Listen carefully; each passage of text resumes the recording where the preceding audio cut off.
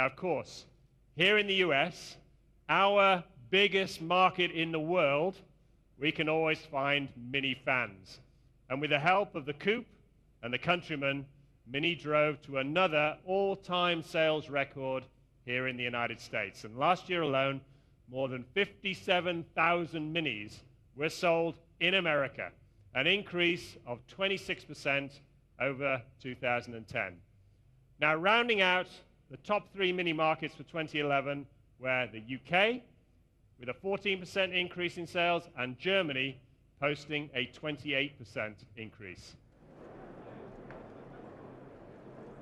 Just a few days ago, we celebrated another milestone in Mini's success story. We launched Mini in India at the Delhi Motor Show last week, and we expect great things in the months and years ahead for Mini in its newest home. Now, there's no doubt, Mini is a brand with a very, very bright future.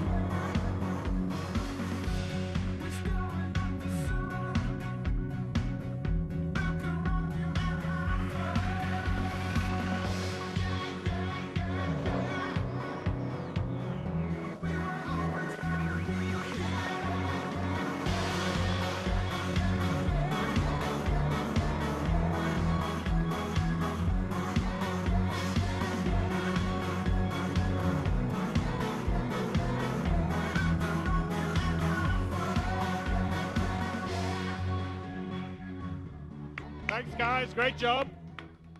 What a ride, ladies and gentlemen. The new Mini Roadster. And the Roadster brings Mini convertibles to a count of 2. We also launched the Mini convertible right here in Detroit. It must be something about that brisk January air here in Michigan.